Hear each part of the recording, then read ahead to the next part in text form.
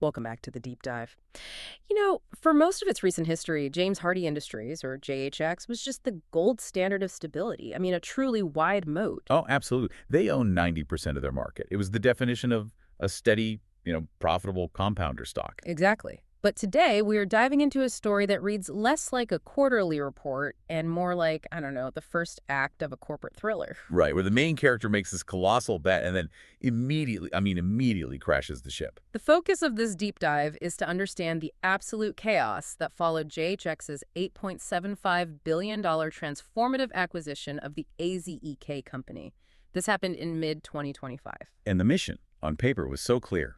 Create this resilient two-headed building products titan that would just dominate two rapidly growing material categories. But the conflict here, and this is why this case is so fascinating, is that just days, literally days after the deal closed on July 1st, 2025, JHX disclosed a sudden, sharp, just brutal 12% sales decline in its legacy core business. And that one disclosure triggered a jaw-dropping 34% collapse in the share price, almost overnight. It wiped billions off the valuation, and of course, inevitably, it summoned this massive wave of securities class action lawsuits. It really is the ultimate investment dilemma. We have to strip away all the noise and weigh two completely conflicting realities. Okay, so what are they?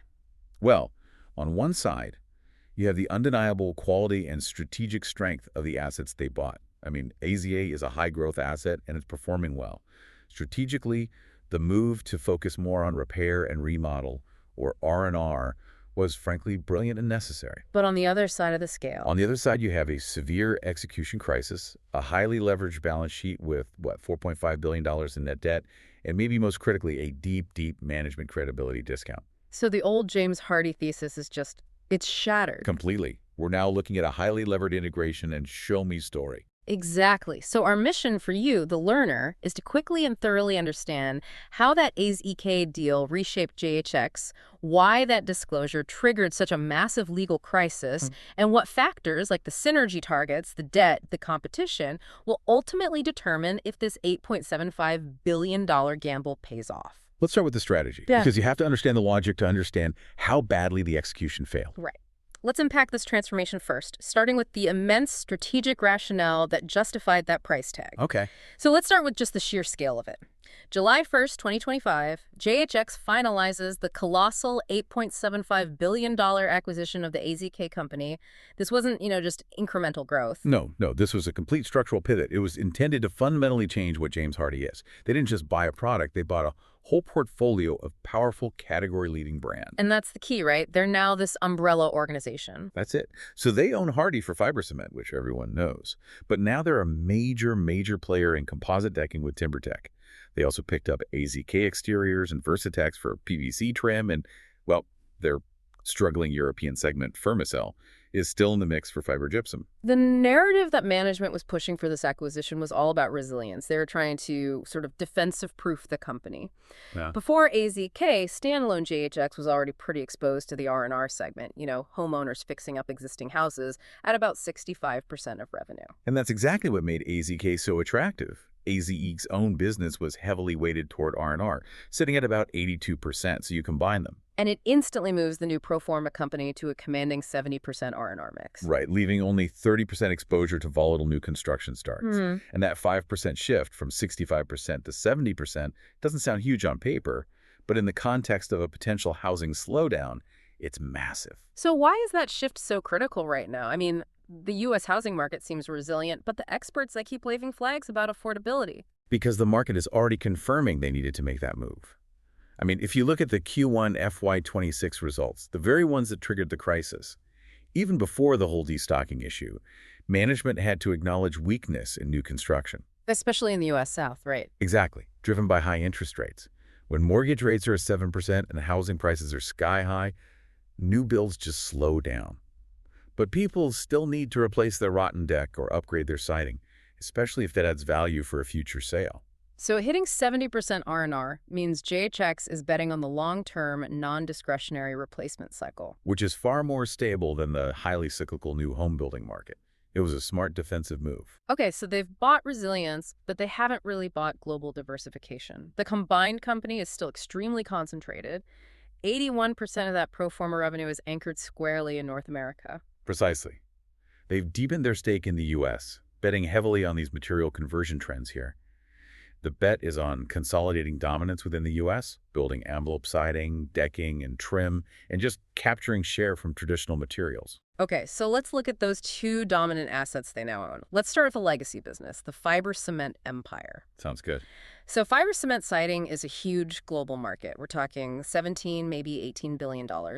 North America is the biggest slice of that pie, about 40% of the global share. It's growing moderately, 5.0% to 5.5% CAGR. But the real story here, the one that's been playing out for decades, is this narrative of secular material conversion. What do you mean by that? Well, the siding market used to be dominated by two things, wood and vinyl. Now you have fiber cement at about 22% market share and engineered wood at 12% share. And they are systematically eating the lunch of those legacy materials. Right. I think I saw in the sources that vinyl siding, which had a huge 35% share back in 2010, has dropped to around 20% today. The massive transfer of market capital, a huge shift. And the reason for that shift isn't just aesthetics, though that's part of it. It's the value proposition, isn't it? It's the superior combination of performance and, low maintenance. Compared to vinyl, fiber cement just offers a far superior, thicker, more aesthetically pleasing look. It often mimics real wood texture better. But compared to actual wood? Compared to wood, it offers unmatched durability and resistance. Think about rot, insects, and critically, fire.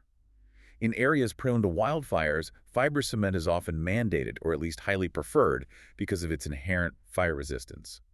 It's a premium product that saves homeowners huge headaches and replacement costs down the road. Which brings us to James Hardie's market status. They don't just participate in this category, they are the category. They control approximately 90% of the entire fiber cement market. The name Hardie is used generically by many contractors for fiber cement boards, regardless of who actually made them. That is the definition of a textbook-wide moat. It is. They established dominance early, and the barriers to entry are simply formidable. To challenge JHX, you don't just need capital, you need decades of proprietary material tech, these specialized, massive-scale manufacturing plants. And you have to break those entrenched, trusted relationships they have with distributors. Right. No startup, not even a major rival, can realistically challenge that 90% share. They own the category, and that category is growing. Exactly. Okay, so that's the slow, steady, cash cow legacy moat. Now let's shift to the acquired moat, composite decking. This is a much smaller market, about $4.2 billion, but it's where you find the high-octane growth. Yeah, we're talking rapid expansion, something like 13.3% to 16.8% CAGR. That's phenomenal growth for a building product. And this is where AZEK offers that acceleration. It's basically the same material conversion playbook as siding, just earlier in the game. Absolutely. Today, composites only hold about 24% of the decking market. Traditional wood still holds the other 76%. And I think most people have experienced the pain point here. Wood decks, they rot, they splinter, they fade. You have to seal them every few years. It's a pain. It's a huge pain. And the pitch for composites is entirely about total cost of ownership. Yes, it's pricier up front, but you eliminate the need for annual sealing, staining, and major repairs. They come with these massive 25 to 50-year warranties. Over the life of the product, the composite deck is just far cheaper and way less effort. It transforms a maintenance headache into a true long-term asset. You got it. And just like siding, this market is also a consolidated duopoly. The leader is Trex, the brand everyone knows, commanding 40% to 50% market share. And JHX just acquired AZEK's TimberTech brand, which is the clear number 2, holding about 30% share. They didn't buy some niche player. They bought a developing moat in an identical high-growth, high-margin industry. The strategic value is undeniable, but what makes TimberTech different from the market leader, Trex? That differentiation has to be what JHX paid $8.75 billion for. Well, TimberTech has successfully positioned itself as the premium player. About 60% of its revenue comes from its better and best product lines.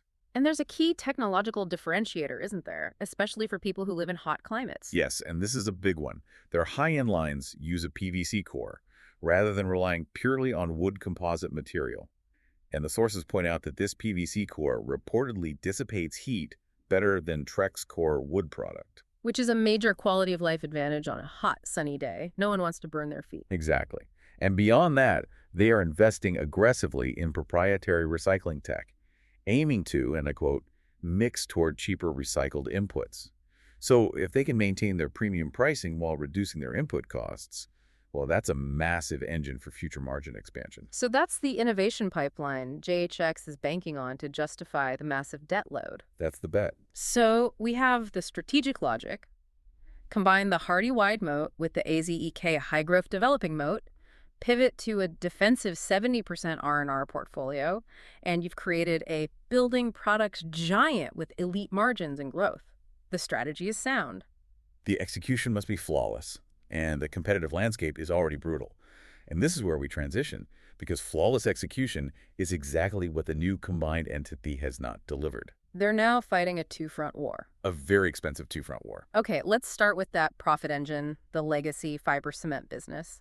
We talked about the dominance, but the numbers are truly astonishing for a manufacturing company. They really are.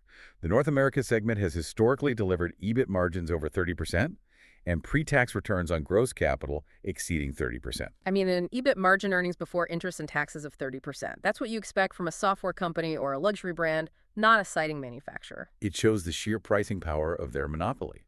And that pricing power rests on those three pillars we mentioned: the dominant brand, the massive scale, and the deep channel lock-in. Right. The sources point to JHX claiming 80% hard siding share with 24 of the top 25 others. That's just incredible market power. But let's elaborate on that channel lock-in. What does an informal exclusive pact with a distributor actually look like? It means that if you're a major distributor, carrying Hardie boards is just non-negotiable. It's the market standard. JHX has the scale to ensure the best terms and service, and in return, the distributor dedicates prime warehouse space and focuses their sales force on moving the Hardie product. So for a competing fiber cement producer, trying to break that relationship is nearly impossible. They don't just sell siding, they basically own the distribution network. It creates this self-reinforcing advantage, but that kind of profitability and dominance, it invites competitors to try and innovate around you. Right. Not by challenging fiber cement head-on, but by attacking your weakness: installation efficiency. And this is where the threat from LP Building Solutions, or LPX, and their engineered wood product, SmartSide, comes in. This is not a direct fiber cement rival. No, it's an alternative material, and it's challenging the underlying operational costs of the contractor. The trade-off is efficiency versus the established performance standard. And JHX still has huge advantages, right? Superior margins, twice the sales volume, regional dominance. Especially in high moisture climates like the Pacific Northwest, where fiber cement's durability really shines. They hold about 60% market share there. But the LPX advantage is focused squarely on the biggest cost headache for contractors right now: skilled labor. That's the whole game.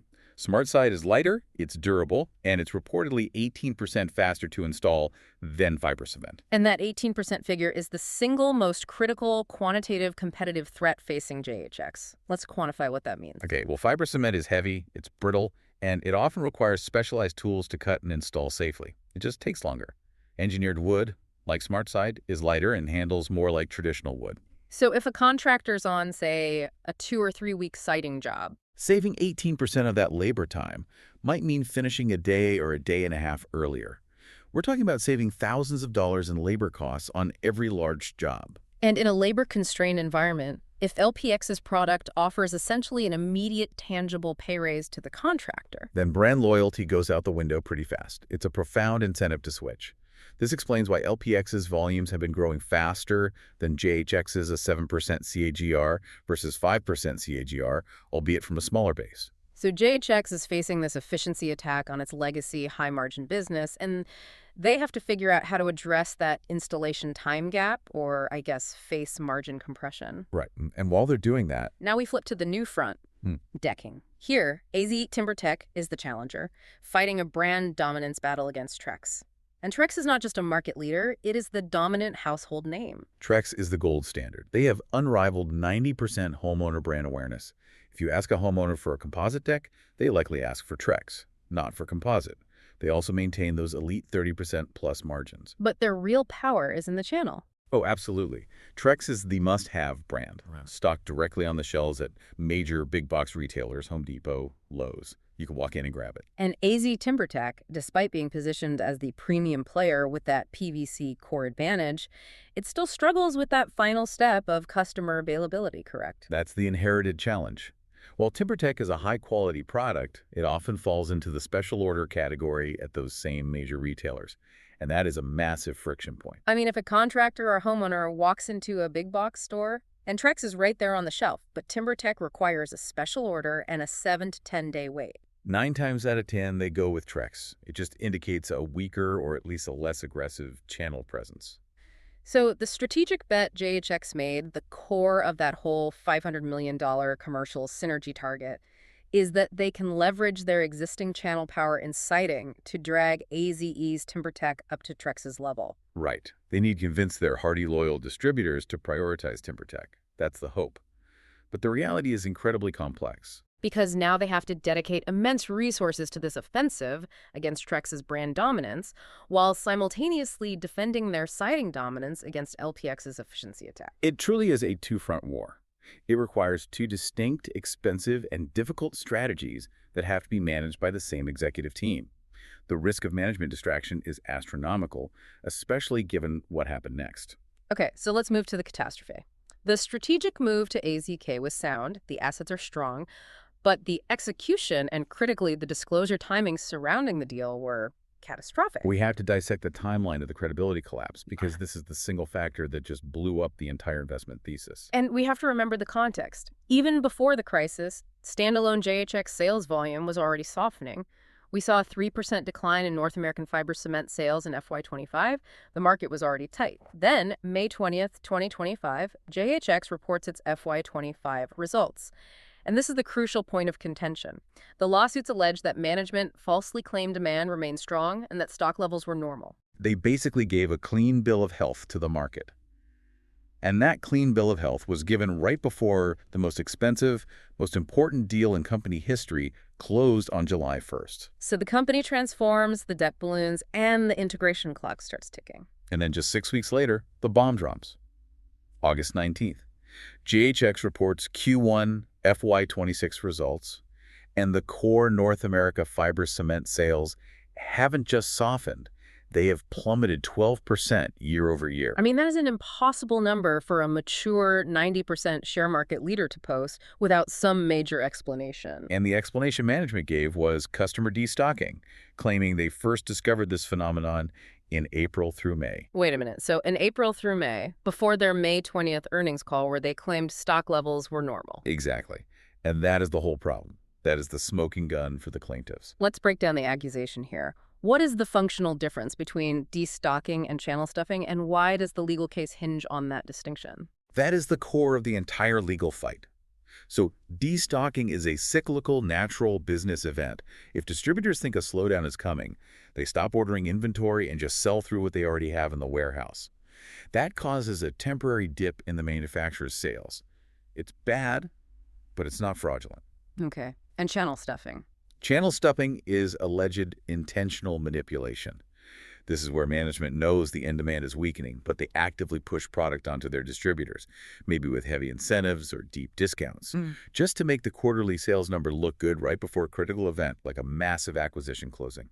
So the lawsuit alleges that JHX intentionally pushed inventory during May and June to inflate those numbers, knowing full well that the distributor warehouses would then be full and subsequent sales, the ones reported in August, would just collapse. That is precisely the claim. And the market reaction was instantaneous. August 20th, the day after the disclosure, the stock collapses 34.4%. I mean, $6 billion in market value just evaporated. That kind of brutal, immediate institutional fear doesn't happen because of a cyclical dip. No.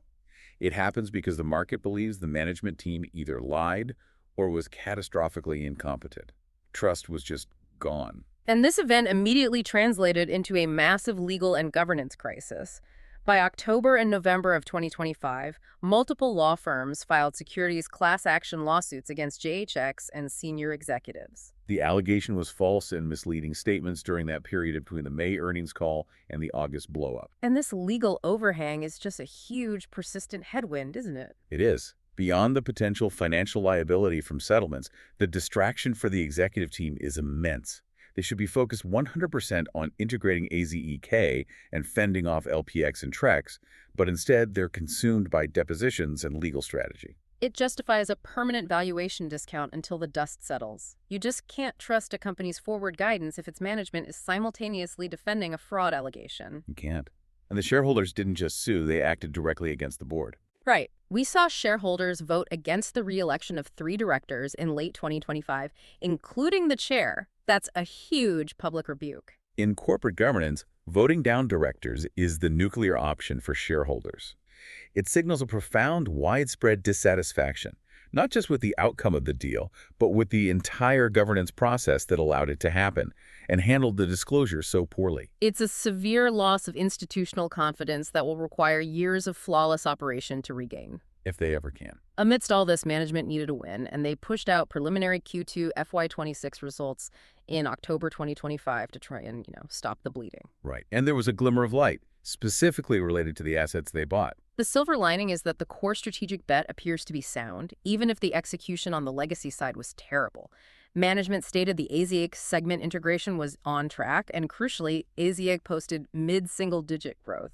And this is significant because we know that AZEK's primary rival, Trex, actually missed earnings expectations in that same challenging quarter. So AZEK didn't just survive the general market slowdown, it outperformed the market leader in composite decking. Which strongly suggests the problem is an internal failure, the fiber cement disclosure and execution, rather than a failure of the AZA R&R strategic thesis itself. The assets they bought are indeed high quality. Okay, let's move to the money. This $8.75 billion transaction fundamentally changed the financial scaffolding of the company. JHX went from being financially conservative to highly leveraged almost overnight. The debt load is the ball and chain on this whole integration. Long-term debt immediately soared to about $5.1 billion. As of September 30, 2025, net debt stood at a colossal $4.5 billion. And their pro forma net leverage was estimated at 2.8x net debt to LTM adjusted EBITDA. For our listener, why is 2.8 times leverage so tight for a building products company? It doesn't sound astronomical compared to, say, a private equity deal. Because building products are inherently cyclical. When housing starts or R&R spending slows down, your EBITDA, the earnings component of that ratio, can drop very quickly. If EBITDA drops by 20% in a deep recession, that 2.8x ratio quickly spikes above 3.5x or even 4.0x. And that level of debt just restricts your ability to maneuver. Completely. It forces deep cost cuts and increases financial risk exponentially. They need breathing room. And that reality has forced a complete shift in capital allocation. The primary priority is now forcibly shifted to deleveraging. The stated goal is getting that net leverage down below 2.0x within 2 fiscal years. Yeah. This is where management sent these conflicting signals that just further eroded trust. Despite the immense debt and the stated priority of reduction, they announced a $500 million share repurchase plan with the AZK deal and then another $300 million program in Q2. That seems reckless, or at least highly contradictory. Why are you buying back shares when you have a $4.5 billion debt burden to deal with? It's a massive contradiction. I mean, they might argue the stock is undervalued after the collapse, but every dollar spent on repurchases is a dollar not spent on paying down that $4.5 billion debt load. It signals a lack of discipline. It raises questions about whether management truly understands the precarious financial position they're in. Exactly. Debt reduction has to be non-negotiable right now, and the buybacks send the opposite message. So if the debt is the ball and chain, the synergies are the oxygen. They need these targets to justify that $8.75 billion price tag. For sure. Management laid out 2 categories. The first, $125 million in annual run rate cost synergies. Procurement, R&D, admin overlap expected by 2029. Those sound like reasonable low-hanging fruit. Yeah, cost synergies are typically achievable. But the bull case for this entire deal rests on the second, far more audacious target. Over $500 million in commercial synergies expected within 5 years. And this is all pure cross-selling. This is the most contentious part of the whole analysis. The theoretical basis sounds simple. Yeah. 55% of siding contractors also install decking.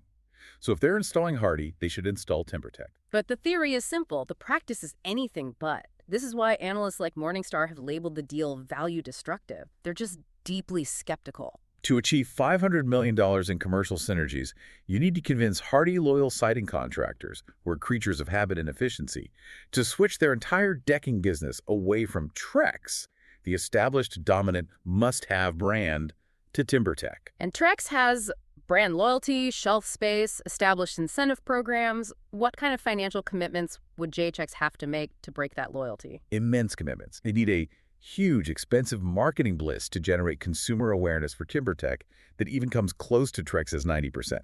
You have to offer significant channel incentives, deep rebates, specialized training. It's a huge upfront investment. And it could easily lead to margin compression in the decking segment itself. It could. That $500 million synergy target feels less like a credible market projection and more like the number they needed to hit on a spreadsheet to get the board to approve the deal. And the skepticism about their ability to achieve complex integration isn't just theoretical, it's rooted in their own history. The 2018 Fermacell acquisition, their European segment, serves as a critical negative data point. This is the shadow that defines the integration risk for AZEK. Fermacell was supposed to be a success story that validated JHX's ability to enter new categories and regions.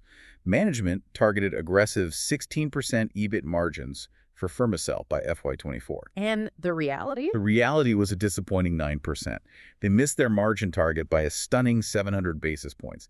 And that failure was systemic. It wasn't just cyclical. It was about cultural integration issues, problems with market fit in certain European regions. A failure to replicate the highly efficient distribution strategies they master in North America. That's right. So if they failed to deliver on a smaller, less complex European acquisition like Fermacell, how confident should we be that they can successfully integrate AZE? Which is 8 or 9 times the size, introduces a whole new material in PVC, and requires $500 million in complex commercial synergy realization. It just raises the risk profile dramatically. Yeah. It suggests that JHX management, while brilliant at executing in their fiber cement monopoly, has a demonstrated historical weakness in M&A execution. If AZEK follows the path of Fermacell, the debt load becomes truly problematic. And the whole deal becomes value destructive. Precisely. We should pause and reiterate, though, that the underlying legacy business is still highly profitable. JHX had elite financials. Return on capital was 19% in FY25. Return on equity was nearly 30%. They are a cash machine, provided the crisis is resolved. That quality is crucial. The combined entity is projected to generate over $1 billion in annual free cash flow once the synergies are realized. That is the prize. If they hit that target, they can service the debt and grow the business. But before they can touch that cash flow for growth or debt service, they must address their permanent, specific liability, the asbestos liability. This is the legacy risk that has defined the company for decades. It's a critical, legally mandated drain on capital. JHX is obligated to fund the Asbestos Injuries Compensation Fund, or AICF, in Australia. This is not some nebulous future risk. This is a permanent legal tax on the company. And the actuarial central estimate of this liability was $1.472 billion, right? About US $950 million as of March 2025. That's the number. And by law, their contribution to that fund is legally capped at 35% of their net free cash flow. This protects the company from a catastrophic single-year demand. But it also means that up to 35 cents of every dollar of projected free cash flow is legally spoken for year after year until that massive liability is paid off. And that estimate gets updated actuarially every year, so it can fluctuate. It's a non-acute risk, but it is a permanent multi-billion-dollar factor that constrains their capital allocation. They cannot deploy 100% of their free cash flow toward the AZEK integration or debt reduction. A third of it is already reserved for legacy claims. This is why their cash flow targets have to be so massive. You got it. Okay, so we've built this picture of extreme tension, high-quality assets and smart strategy, leveraged against massive debt, a history of M&A failure, and a severe crisis of competence and credibility. Which brings us to how the market is actually pricing all this drama. Right. Before the August crisis, JHX traded at a premium, often 18x to 22.4x forward PE, because it was viewed as a high-margin monopoly. And post-crisis, as of November 2025, JHX is trading at a forward PE of approximately 17.8x. That is the definition of a trapped valuation. The market is signaling two things at once. First, 17.8x is not a deep value cyclical multiple. The market still fundamentally respects the profitability and long-term moat of the combined entity. But second, they've lost their premium. They've lost their premium. They no longer trade above peers like Trex. The discount applied, losing that premium, is the cost of the high integration risk, the leverage, and the legal crisis. The market recognizes the potential earning power, but requires proof of execution. So if the investor today is looking at this company, they have to stack rank the risks, which are now layered and far more complicated. What tops the list for you? I would argue that integration and execution are the #1 risks, primarily tied to those commercial synergies. The failure to achieve the highly optimistic $500 million plus commercial synergy target would make the deal mathematically value destructive. And given the Fermacell precedent, this is a very real possibility. It is. This isn't just about competence. It's about the inherent difficulty of changing decades of contractor behavior. And the second, equally powerful risk is the non-financial one. management credibility, and legal uncertainty. That is the anchor dragging down the stock. Yeah. The outcome of the securities class action lawsuits creates massive uncertainty, and until that legal cloud lifts, the market will not trust any forward guidance. Institutional investors will remain cautious. They need a long string of transparent, predictable quarters to rebuild the trust that was destroyed in one day. Absolutely. And then there's the cyclical risk. Even at 70% R&R, they still have 30% new construction exposure. The high leverage magnifies this risk dramatically. A prolonged housing recession will strain their ability to service that $4.5 billion debt load. And finally, the operational risk. Yeah. The competitive risk. Right. This two-front war is expensive. If they have to continually fight LPX, whose product is 18% faster to install, it will likely lead to margin compression in the core fiber cement business. If they have to spend excessively to steal share from Trex, it will compress margins in the AZEK segment.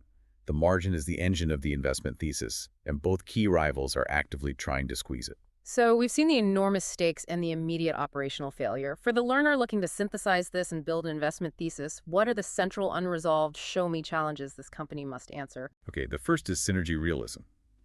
We need to see concrete, measurable evidence in the next few quarters that the $500 million plus commercial target is anything more than just an aggressive deal justification number. Are contractors actually switching their decking supplier? If not, JHX needs to walk that number back responsibly. And what about the legacy profit engine? Yeah. Can they protect those incredible margins? That's question number 2, margin sustainability.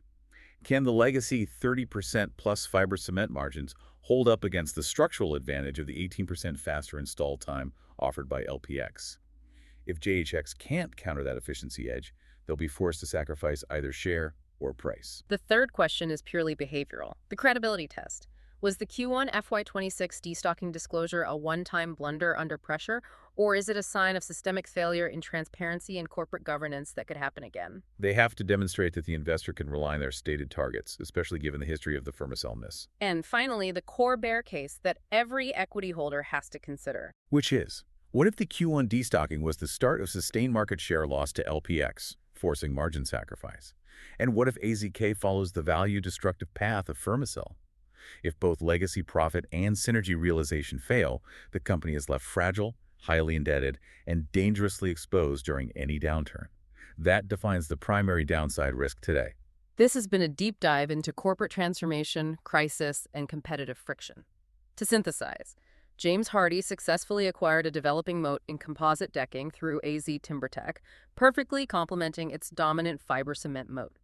The strategic move to 70% R&R is defensive, smart, and necessary given the housing outlook. However, that strategic strength is currently completely overshadowed by the sheer operational and financial risks. It's overshadowed by the profound loss of investor trust from the August 2025 disclosure crisis and the resulting lawsuits. It's hampered by the historical failure of M&A integration seen with Fermacell, and it is certainly constrained by the $4.5 billion net debt load, which demands years of flawless execution. The market has priced in the skepticism. They lost their premium. The question is not whether the new entity has earning power. It clearly does, projecting over $1 billion in annual free cash flow. The question is whether the management team, under the immense weight of legal, financial, and competitive pressure, can execute this complex $500 million synergy strategy while simultaneously defending a two-front competitive war against two highly capable opponents. So what stands out to you as the biggest hurdle that management faces right now?